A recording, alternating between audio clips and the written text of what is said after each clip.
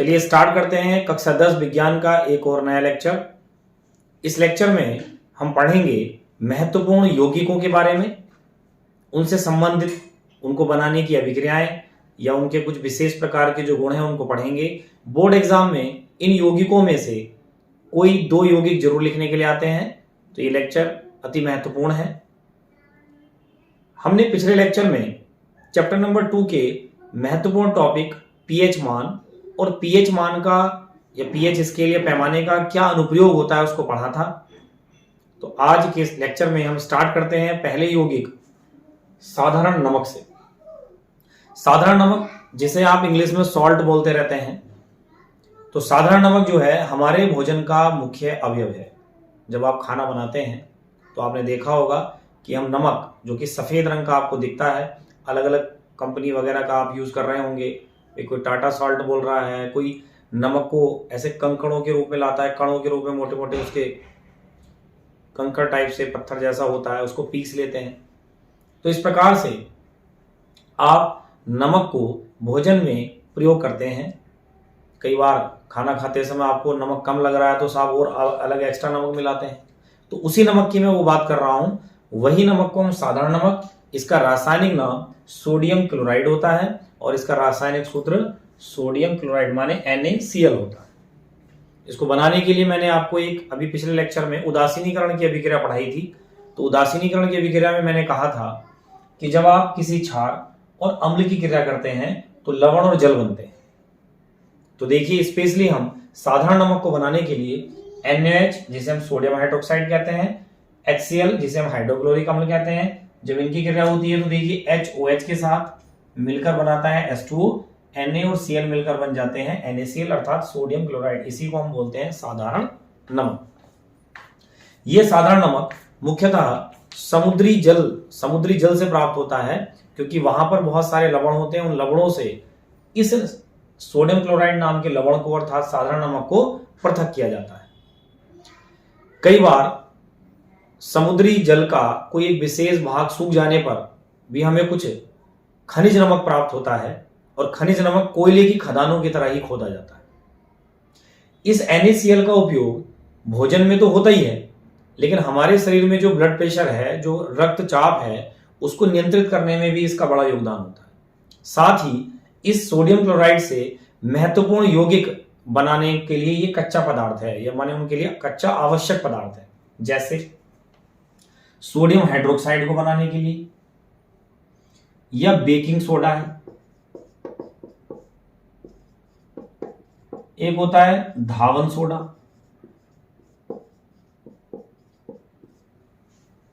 एक bleaching powder. इस प्रकार से ये कई अन्य यौगिकों के बनाने के लिए आवश्यक कच्चा पदार्थ भी है, और ये सारे के सारे यौगिक हमारे सिलेबस में हैं, जिनको हम एक एक करके आज के इस लेक्चर में पढ़ने वाले हैं। तो मैंने आज का पहला यौगिक साधारण नमक के बारे में आपको बताया। तो इसमें अगर आपको एग्जाम में आएगा तो यही लिखना है आपने कि साधारण नमक का जो नाम है रासायनिक वो सोडियम क्लोराइड और इसका रासायनिक सूत्र NaCl होता है। इसको NaOH सोडियम हाइड्रोक्साइड व हाइड्रोक्लोरिक अम्ल HCl की क्रिया के फलस्वरूप बनाया जाता है। इसे मुख्य रूप से समुद्री लवण से प्राप्त किया जाता है। सोडियम क्लोराइड अर्थात साधारण नमक हमारे भोजन बनाने के लिए आवश्यक पदार्थ है। इस सोडियम क्लोराइड की सहायता से अन्य महत्वपूर्ण यौगिकों का निर्माण होता है, जैसे बेकिंग सोडा, सोडियम हाइड्रोक्साइड, धावन सोडा, ब्लीचिंग पाउडर। तो इस प्रकार से मैं थ्योरी में यहां नहीं लिख रहा हूं, लेकिन जो मैंने बोला है उसको आप सुनते हुए अपनी कॉपी पर नोट कर सकते हैं। तो देखिए बात करते हैं हम अगले यौगिक सोडियम हाइड्रोक्साइड की। इसका रासायनिक सूत्र NaOH होता है। इसे बनाने के लिए आपको मैं अभी जो पहले बता रहा था कि साधारण नमक होता है, साधारण नमक का आप जलीय विलयन लेते हैं, अर्थात नमक को पानी में घोल लेना है और उसमें आपने विद्युत धारा का प्रवाह करना है। अब देखिए जब विद्युत धारा का प्रवाह होता है तो ऐसे तो कर नहीं देंगे कि तार आप पानी में डाल देंगे। आप सबसे पहले क्या करेंगे, एक पात्र लेंगे, उस पात्र में धातु की 2 छड़ें लगाएंगे, एक एनोड का काम करेगी और एक कैथोड का। उसको आप एनोड को प्लस वाले टर्मिनल से सिरे से कनेक्ट करेंगे और कैथोड को माइनस वाले। उस पात्र के अंदर आप नमक का घोल लेंगे, माने साधारण नमक को जल में घोलकर उसका घोल ले लेंगे और उन इलेक्ट्रोडों की सहायता से, माने कैथोड और एनोड की सहायता से विद्युत धारा का प्रवाह कर देंगे।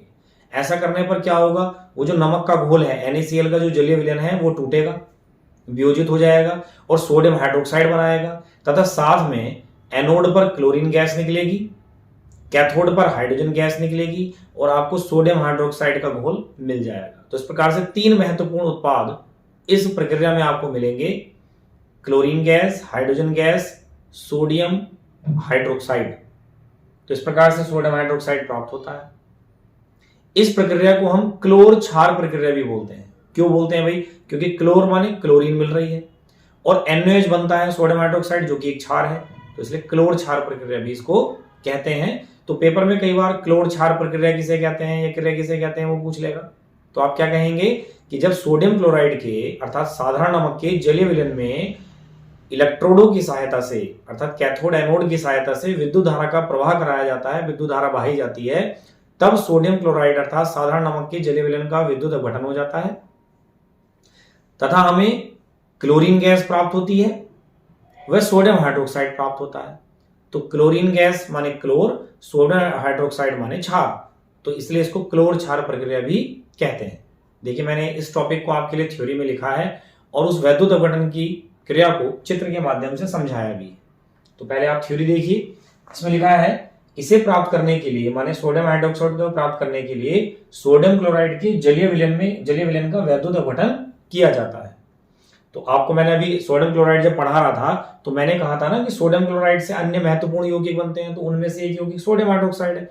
तो सोडियम हाइड्रोक्साइड बनाने के लिए हमारे पास साधारण नमक होना चाहिए। सोडियम क्लोराइड माने साधारण नमक का जलीय विलयन, माने साधारण नमक को आप जल में घोल लेंगे तो उसे जलीय विलयन बोल रहे हैं। तो उस जलीय विलयन का विद्युत अपघटन कराते कैसे हैं, अर्थात जब सोडियम क्लोराइड के जलीय विलयन में विद्युत धारा प्रवाहित की जाती है तब सोडियम क्लोराइड वियोजित होकर सोडियम हाइड्रोक्साइड उत्पन्न करता है। माने सोडियम क्लोराइड टूटता है, उसमें Na+Cl- मिलता है जो कि जलीय विलयन के साथ मिलकर, जल के साथ मिलकर सोडियम हाइड्रोक्साइड उत्पन्न करता है। इस प्रक्रिया को क्लोर क्षार प्रक्रिया कहते हैं क्योंकि इसमें निर्मित उत्पाद क्लोरीन माने क्लोर एवं सोडियम हाइड्रोक्साइड माने क्षार होते हैं। चित्र के माध्यम से समझते हैं। देखिए ये कोई पात्र है, अगर हम बड़े उत्पादन के तौर पर देखें, औद्योगिक उत्पादन के तौर पर देखें तो ये एक टैंक है, लोहे का एक टैंक है। इसमें आपने एक क्षण एनोड का काम कर रही है जो कि प्लस है और एक क्षण कैथोड का काम कर रही है जो कि माइनस है, ऋणावेशित है। आपने इन दोनों इलेक्ट्रोडों की सहायता से इसमें विद्युत धारा का प्रवाह करना है। साथ में जो देखिए ऐसे डैश से जो दिखाया है ये नमक अर्थात NaCl का घोल है, जलीय विलयन है, माने साधारण नमक को NaCl को आपने जलीय विलयन बनाया उसका। तो आप देखेंगे कि जो NaCl है वो Na+ और Cl- में टूटा, तो Cl- है तो वो प्लस वाली छड़ की तरफ जा रहा है, Na+ माइनस वाली छड़ की तरफ जा रहा है, कैथोड की तरफ जा रहा है। चूंकि ये जलीय विलयन है तो जल में कौन होगा, H आयन और OH आयन, तो H+ आयन कहां जा रहे हैं, कैथोड की तरफ। तो इसका मतलब सीधा सीधा समझते हैं कि जो Na+ और H+ है, माने जो प्लस वाले आयन है वो तो जा रहे हैं कैथोड की तरफ क्योंकि वो ऋणावेशी छड़ होती है, जबकि जो Cl- और OH- आयन है ऋणावेशी है तो वो जा रहे हैं एनोड की तरफ। और ये NaOH आपस में मिलकर बनाते हैं सोडियम हाइड्रोक्साइड। Cl यहां जाकर क्लोरीन के रूप में मुक्त होता है, H आयन इधर जाकर हाइड्रोजन के रूप में मुक्त होता है, प्राप्त होता है। तो इस प्रकार से आपको इस वैद्युत अपघटन की प्रक्रिया में हाइड्रोजन गैस, क्लोरीन गैस और साथ में सोडियम हाइड्रोक्साइड विलयन प्राप्त होता है। तो इस प्रकार से हम सोडियम हाइड्रोक्साइड को प्राप्त करते हैं। क्लोर क्षार प्रक्रिया मैंने आपको बता दिया। इस वैद्युत अपघटन की प्रक्रिया को आप क्लोर क्षार प्रक्रिया भी इसके लिए बोलते हैं क्योंकि इस वैद्युत अपघटन की प्रक्रिया में क्लोरीन माने क्लोर, NaOH माने सोडियम हाइड्रोक्साइड माने क्षार प्राप्त होता है, इसलिए इसको क्लोर क्षार प्रक्रिया भी कहते हैं। तो ये इंपॉर्टेंट टॉपिक है, इस थ्योरी को आप लिख लीजिए, ये चित्र भी आपने बनाना है, आपको निश्चित ही समझ में आ गया होगा। बात करते हैं एक और महत्वपूर्ण यौगिक की, ये बोर्ड एग्जाम में बहुत बार पूछा गया है। तो आप देखेंगे इस टॉपिक का नाम है ब्रंजक चूर्ण, जिसका रासायनिक नाम है दूसरा साधारण नाम है ब्लीचिंग पाउडर। इसका जो रासायनिक सूत्र है वो है CaOCl2 और इसका रासायनिक नाम होता है कैल्शियम ऑक्सीक्लोराइड। इसको मैं लिख देता हूं आपके लिए, ये रासायनिक नाम है इसका कैल्शियम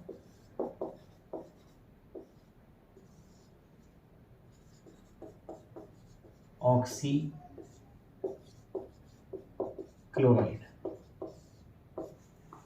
तो दो इसके साधारण नाम है, विरंजक चूर्ण ब्लीचिंग पाउडर, कैल्शियम ऑक्सीक्लोराइड इसका रासायनिक नाम है और इसका जो रासायनिक सूत्र है वो है CaOCl2। तो देखिए इसको पढ़ते हैं हम, ये कैसे बनता है।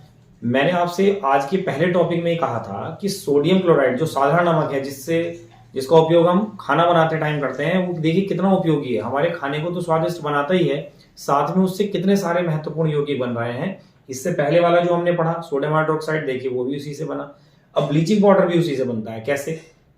अभी मैं आपको बता रहा था सोडियम हाइड्रोक्साइड में कि जब सोडियम हाइड्रोक्साइड बनता है, कब? जब हम सोडियम क्लोराइड अर्थात नमक के जलीय विलयन का विद्युत अपघटन कराते हैं, तब सोडियम हाइड्रोक्साइड बना। तो साथ में क्लोरीन गैस और निकली थी, वो क्लोरीन गैस यहां पर काम आती है, अर्थात सोडियम क्लोराइड के जलीय विलयन का विद्युत अपघटन कराने पर जो प्राप्त क्लोरीन गैस है उसकी क्रिया आप कैल्शियम हाइड्रोक्साइड से कराते हैं।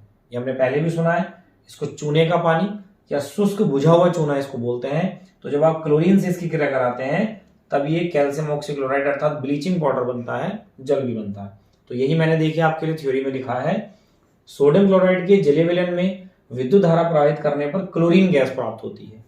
इस क्लोरीन गैस की क्रिया जब शुष्क बुझे हुए चूने से, अर्थात ब्रैकेट में लिखा भी है चूने का पानी से कराई जाती है, तब विरंजक चूर्ण का निर्माण होता है। विरंजक चूर्ण माने ब्लीचिंग पाउडर माने कैल्शियम ऑक्सीक्लोराइड का निर्माण होता है। तो आप समझिए कि पूरे केमिस्ट्री में जो केमिकल प्लांट होते हैं, जो रसायन जो उद्योगों में तैयार किए जाते हैं, वहां पर कुछ भी वेस्टेज नहीं होता।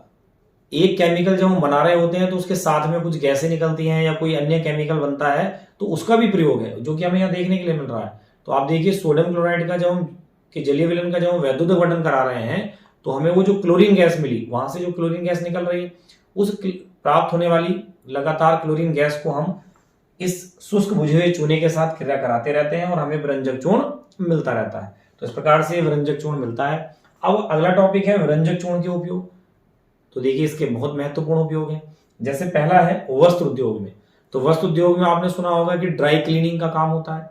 भाई आप लेनिन के कपड़े हैं या कॉटन के कपड़े हैं जिन्हें हम सूती वस्त्र बोलते हैं, तो सूती वस्त्र या जो लेनिन के कपड़े होते हैं उन पर जब हम देखते होंगे तो उनको हम ड्राई क्लीनिंग कराते हैं, अर्थात उन पर कलफ लगाने का काम होता है, क्योंकि उनमें आपने देखा होगा ना सल्फेटी टाइप सी ज्यादा पड़ जाती हैं।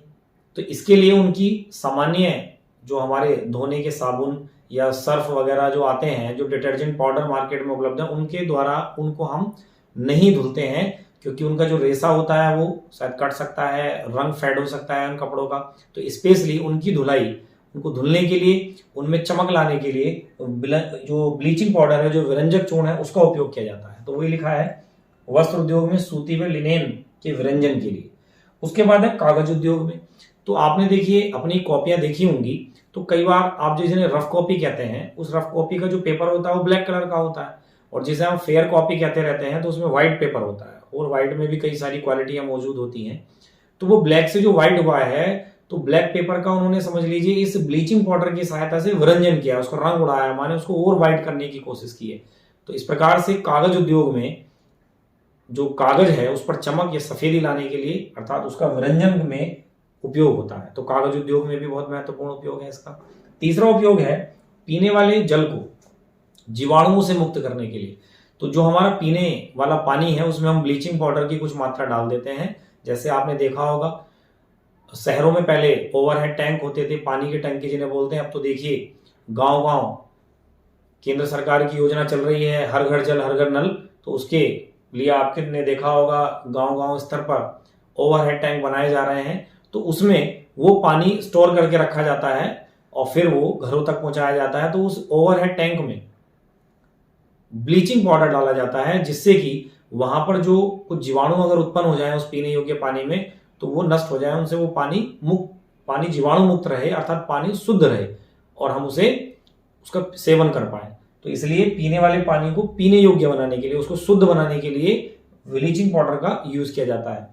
इसके बाद है कई रासायनिक उद्योगों में उपचायक के रूप में। तो जैसे कई केमिकल प्लांट आपने अपने आसपास देखे होंगे, तो जब वहां उत्पादन होता है रसायनों का तो वहां हमें ऑक्सीकरण कराने की जरूरत पड़ती है बहुत बार। तो ऑक्सीकरण ब्लीचिंग पाउडर के द्वारा भी कराया जाता है। तो माने बहुत सारे केमिकल प्लांट में जो रासायनिक अभिक्रियाएं होती हैं, जो रसायनों का उत्पादन हो रहा है, उसमें ऑक्सीकरण की अगर जरूरत पड़ती है, ऑक्सीकरण कराने के लिए पदार्थों की जरूरत पड़ती है, तो बहुत अच्छा उपचायक ब्लीचिंग पाउडर है, तो इसका इस रूप में भी प्रयोग होता है। तो इस प्रकार से मैंने आपको ब्लीचिंग पाउडर बनता कैसे है, उसके क्या उपयोग हैं, वो मैंने आपको बताया। यहां से छोटा क्वेश्चन ऐसे भी पूछा जा सकता है कि आप ब्लीचिंग पाउडर का दूसरा साधारण नाम बताइए, तो विरंजक चूर्ण है। या पूछा जा सकता है कि विरंजक चूर्ण का रासायनिक सूत्र बताइए, तो वो CaOCl2 लिखा है। या आपसे पूछा जा सकता है ब्लीचिंग पाउडर का रासायनिक नाम क्या है, तो वो कैल्शियम ऑक्सीक्लोराइड है। साथ में पूछा जा सकता है कैल्शियम हाइड्रोक्साइड को सामान्य रूप से क्या कहते हैं, तो चूने का पानी या शुष्क बुझा हुआ चूना कहते हैं। तो इस प्रकार के इस पूरी थ्योरी में छोटे छोटे क्वेश्चन आपसे पूछे जा सकते हैं। विरंजक चूर्ण का उपयोग पूछा जा सकता है, तो इसको आप अपनी कॉपी पर नोट कर लीजिए। कहीं किसी को कोई कंफ्यूजन या कोई क्वेश्चन आपको मालूम करना है तो आप मालूम कर सकते हैं कमेंट। बात करते हैं एक और महत्वपूर्ण टॉपिक, बेकिंग सोडा। इसे हम खाने वाला सोडा भी कहते हैं। बेकिंग पाउडर के नाम से ये मार्केट में मिलता है। इसे रासायनिक नाम सोडियम बाइकार्बोनेट है, क्योंकि इसका जो रासायनिक सूत्र है वो है NaHCO3, तो HCO3 को बाइकार्बोनेट बोलते हैं, बाकी Na है तो सोडियम बाइकार्बोनेट, या इसे हम सोडियम हाइड्रोजन कार्बोनेट भी बोलते हैं। तो इसके दो रासायनिक नाम है, सोडियम बाइकार्बोनेट या सोडियम हाइड्रोजन कार्बोनेट। वैसे इसे बेकिंग सोडा या खाने वाला सोडा भी कहते हैं। तो इसके दो साधारण नाम है, बेकिंग सोडा, खाने वाला सोडा। दो रासायनिक नाम है, सोडियम बाइकार्बोनेट और सोडियम हाइड्रोजन कार्बोनेट। इसका रासायनिक सूत्र है NaHCO3।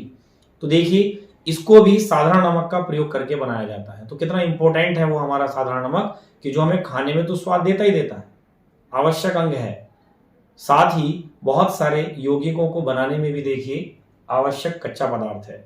तो इसको भी बनाने के लिए सोडियम क्लोराइड का उपयोग किया जाता है। करते क्या है, देखिए सोडियम क्लोराइड का जलीय विलयन माने वही जल से लेना है, साथ में CO2 गैस लेनी है और अमोनिया गैस भी लेनी है इस बार। तो NH3 कौन है, अमोनिया गैस होती है। बाकी CO2 का आप जानते हैं कार्बन डाइऑक्साइड गैस है, जल आप जानते ही हैं। तो जब इनकी क्रिया होती है तो यहाँ पर बनता है अमोनियम क्लोराइड NH4Cl और साथ में बनता है सोडियम हाइड्रोजन कार्बोनेट अर्थात बेकिंग सोडा। तो इस प्रकार से साधारण नमक की सहायता से ही इसको बनाया जाता है। अगर आप इसमें थ्योरी और बढ़ाना चाहते हैं तो लिख सकते हैं कि जब साधारण नमक जल कार्बन डाइऑक्साइड में अमोनिया की क्रिया होती है तब हमें सोडियम हाइड्रोजन कार्बोनेट अर्थात बेकिंग सोडा प्राप्त होता है। इस अभिक्रिया में सह उत्पाद के रूप में अमोनियम क्लोराइड भी हमें मिलता है। इसके बाद बेकिंग सोडा के उपयोग हैं। तो बेकिंग सोडा के उपयोग आपको मुझसे ज्यादा ही पता होंगे।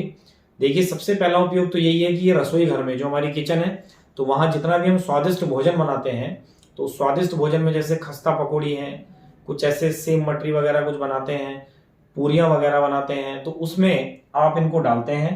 बेकिंग सोडा का उपयोग रसोई घर में बनने वाले व्यंजनों को और अधिक स्वादिष्ट बनाने में इसका प्रयोग होता है। दूसरा इसका महत्वपूर्ण उपयोग लिखा है कि कई बार हमें खाना बहुत जल्दी से पकाना है, तो तब हम खाने में थोड़ा सा बेकिंग सोडा डाल सकते हैं, तो वो शीघ्रता से पकेगा।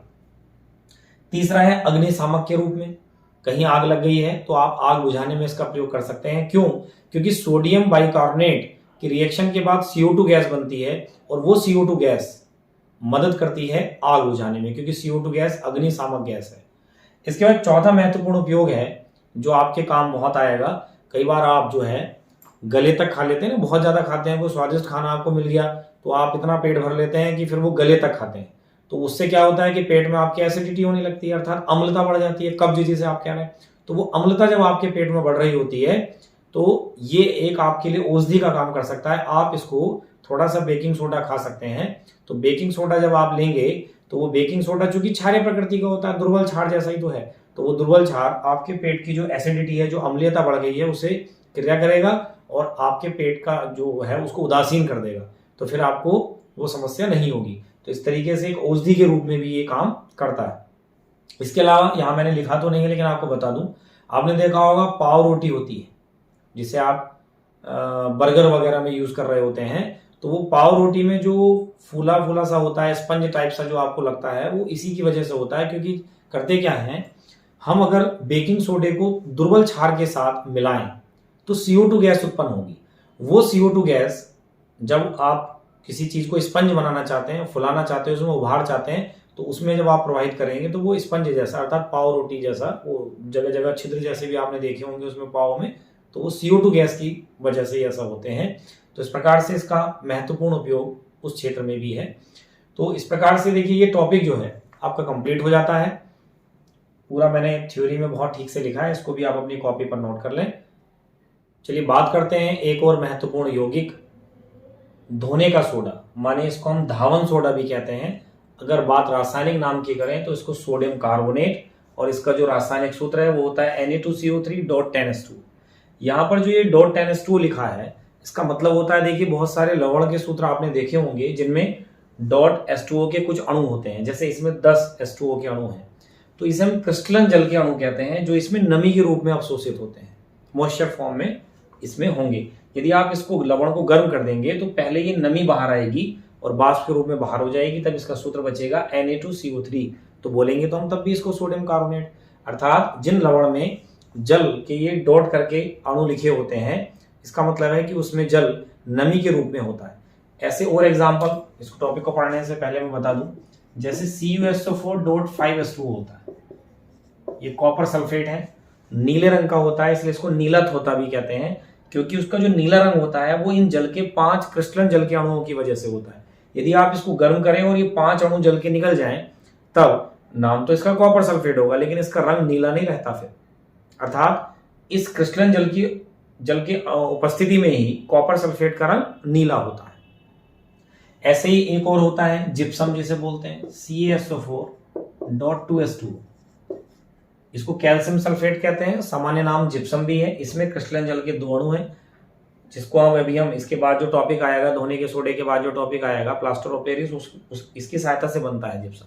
जिप्सम की सहायता से प्लास्टर ऑफ पेरिस का निर्माण होता है। तो आप समझिए इस प्रकार से कुछ लवण रसायन विज्ञान में उपस्थित हैं जिनमें क्रिस्टलन जल के अणु होते हैं। ये क्रिस्टलन जल के अणु नमी के रूप में उस लवण के अंदर उपस्थित होते हैं। यदि हम उस लवण को गर्म कर दें तो ये क्रिस्टलन जल के अणु से मुक्त हो जाते हैं।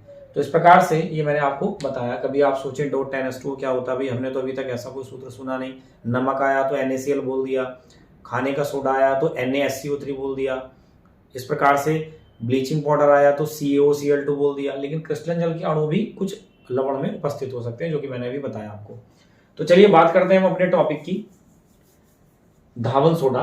तो इसको बनाने के लिए सोडियम हाइड्रोजन कार्बोनेट, जो इससे पहले मैं टॉपिक आपको बता रहा था, उसको आपने गर्म करना होता है, और गर्म करने पर जब वो टूटता है तो वो सोडियम कार्बोनेट H2 और CO2 में टूटता है। यही सोडियम कार्बोनेट आपका धोने का सोडा या धावन सोडा कहलाता है। इसके उपयोग की बात करें, या अभी इसमें हम ये बात करें कि नमक से कैसे बना, अभी साधारण नमक से कैसे बना। अरे साधारण नमक से सोडियम हाइड्रोजन कार्बोनेट बना, और सोडियम हाइड्रोजन कार्बोनेट से सोडियम कार्बोनेट बन रहा है। तो इसको भी हम कह सकते हैं अप्रत्यक्ष रूप से कि सोडियम क्लोराइड अर्थात साधारण नमक के द्वारा ही धोने का सोडा हमें प्राप्त होता है। बात करें धावन सोडे के उपयोग की, तो कांच, साबुन, कागज उद्योग में इसका बहुत ज्यादा उपयोग होता है। बोरेक्स एक महत्वपूर्ण यौगिक है, उसके उत्पादन में सोडियम कार्बोनेट का बहुत ज्यादा यूज होता है। ये आप 11th क्लास में पढ़ेंगे बोरेक्स क्या होता है। ये सोडियम का यौगिक है एक। इसके बाद घरों में साफ सफाई करने के लिए, भाई घरों में जो चित्र लगे हैं, पेंटिंग, ऑयल पेंटिंग टाइप की चीजें लगी, दीवारों को साफ करने में इसको आप घोल बना सकते हैं और साफ कर सकते हैं, फर्श को आप साफ कर सकते हैं। जल की स्थायी कठोरता दूर करने में, तो ये भी देखिए आपको 11th क्लास में पढ़ना होता है कि जल जो है वो कठोर जो जल होता है वो 2 प्रकार से कठोरता उसमें होती है। एक स्थायी कठोरता होती है, एक अस्थायी कठोरता होती है।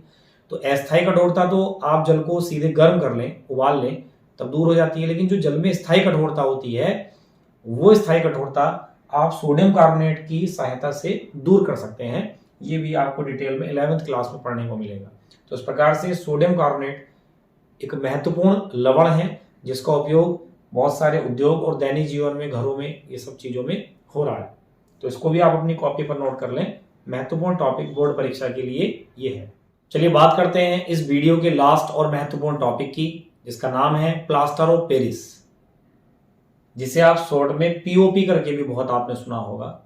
जिनको प्लास्टर ऑफ पेरिस नहीं भी पता, जो इसका उपयोग भी करने वाले लोग कई ऐसे हैं, जो छतों पर आपने डिजाइन देखे होंगे बने हुए फूल या कुछ इस टाइप की चीजें, तो वो POP करके बोलते हैं। उनको पूरा नाम भी नहीं हो सकता है पता हो। प्लास्टर ऑफ पेरिस इसको बोलते हैं, प्लास्टर ऑफ पेरिस।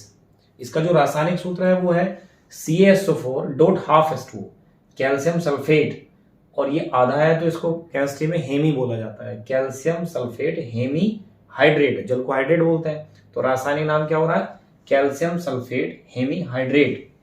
तो यहीं से इसका फॉर्मूला भी बन रहा है, कैल्शियम सल्फेट हेमी माने 1/2 और हाइड्रेट माने जल।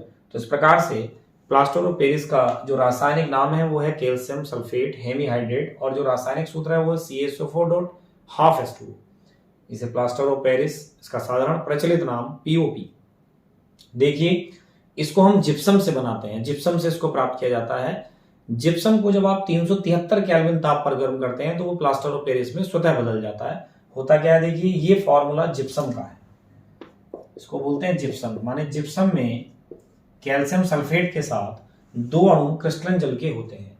जब आप इसे 373 केल्विन ताप पर गर्म करेंगे तो जल के आधे अणु इससे बाहर हो जाते हैं और आधे इसके अंदर रह जाते हैं। तो ये है, और इस प्रकार से प्लास्टर ऑफ पेरिस ये बन जाता है। यहां एक बात और बता दूं, यदि आप इसमें फिर से अलग से थोड़ा और जल मिला दें तो ये फिर से जिप्सम में बदल जाता है। और आपने देखा भी होगा, जब इसका प्रयोग छतों के डिजाइन बनाने के लिए किया गया होगा, आपने अपने घर में या आसपास ऐसे देखा होगा, तो कट्टे में ही आता है, जैसे सीमेंट के कट्टे होते हैं ऐसे प्लास्टर ऑफ पेरिस कट्टे में आता है। सफेद रंग का ये चूर्ण होता है, बिल्कुल बारीक पाउडर होता है, जैसे चौक पाउडर होता है ना, चौक का, चौक जिससे लिखते हैं बोर्ड पर, ब्लैक बोर्ड पर, तो वो चौक का जो पाउडर बनता है। इसी प्रकार से प्लास्टर ऑफ पेरिस सफेद रंग का क्रिस्टलीय चूर्ण है। जब इसे आप पानी में घोलेंगे तो बहुत जल्दी इसका प्रयोग किया जाता है छतों पर डिजाइन बनाने के लिए, नहीं तो ये कठोर पेस्ट बन जाएगा। तो इसका प्रयोग भी सावधानी से किया जाता है। बात करते हैं प्लास्टर ऑफ पेरिस के उपयोग की। तो उपयोग में पहला लिखा है टूटी हुई हड्डियों के प्लास्टर में। तो आपने देखा होगा या आपके साथ किसी के हुआ हो कि जब हड्डियां फ्रैक्चर होती हैं, टूटती हैं हाथ पैर वगैरह में, तो आपने देखा होगा कि सफेद रंग का एक प्लास्टर जैसा किया जाता है। तो उसको हम इसलिए करते हैं क्योंकि हड्डियों को जब उसी जगह जहां वो टूटी है या हल्का सा फ्रैक्चर उसको है तो उसको वहां रखते हैं तो वो स्थिर बना रहे वहां। तो इसके लिए ऊपर से लेप कर दिया जाता है प्लास्टर ऑफ पेरिस, और बहुत जल्दी ये कठोर पेस्ट ठोस जैसा बन जाता है। तो इसलिए टूटी हुई हड्डियों के प्लास्टर करने में इसका उपयोग होता है। दूसरा लिखा है खिलौने और मूर्तियां बनाने में। जो बच्चों के खेल खिलौने हैं, तोता कबूतर इस टाइप की चीजें, या भगवान जी की मूर्तियां हैं, तो इस प्रकार की चीजें इसके द्वारा बनाई जाती हैं। तीसरा महत्वपूर्ण उपयोग जिसकी हम चर्चा बार बार कर रहे हैं, जो घरों में छतों के डिजाइन है, जो बहुत सुंदर आकर्षक डिजाइन बनाने के लिए भी इस प्लास्टर ऑफ पेरिस का उपयोग किया जाता है। सफेद रंग का चूर्ण है तो सफेद रंग के वो डिजाइन बनते हैं, फिर उसके ऊपर आप कुछ भी कलर कर सकते हैं या ऐसे भी रख सकते हैं। तो इस प्रकार से प्लास्टर ऑफ पेरिस कंप्लीट हो जाता है। तो ये भी एक महत्वपूर्ण टॉपिक बोर्ड एग्जाम में आता है। तो आज के लेक्चर में मैंने आपको महत्वपूर्ण यौगिक जो कि सोडियम क्लोराइड साधारण नमक से बन रहे थे, हालांकि प्लास्टर ऑफ पेरिस में के बनने में साधारण नमक का कोई योगदान नहीं, लेकिन इससे पहले के जितने महत्वपूर्ण यौगिक आपने पढ़े हैं सब के सब साधारण नमक के द्वारा ही बनाए जाते हैं। तो इसलिए साधारण नमक का प्रयोग हमारे भोजन में होने के साथ साथ अन्य महत्वपूर्ण यौगिकों को बनाने में है। इस वीडियो में ये चैप्टर का जितना थ्योरी थी सब लास्ट हो जाती है। इसके बाद नेक्स्ट वीडियो में हम इस चैप्टर की एक्सरसाइज को फिनिश करेंगे, और पूरे एक ही वीडियो में पूरी चैप्टर की एक्सरसाइज फिनिश करने वाले हैं, जो चैप्टर के बाद एनसीईआरटी एक्सरसाइज है और जो चैप्टर के अंदर इसमें क्वेश्चन दिए हुए हैं। तो तब तक आप इस लेक्चर में जितने भी महत्वपूर्ण टॉपिक मैंने बताए हैं या चैनल की 10th प्लेलिस्ट में जितने भी लेक्चर उपलब्ध हैं उनको आप रिवाइज करते रहिए। जो संबंधित क्वेश्चन है उसको कमेंट के माध्यम से मालूम करते रहिए। तो मिलते हैं नए लेक्चर में एनसीईआरटी एक्सरसाइज के सॉल्यूशन के साथ।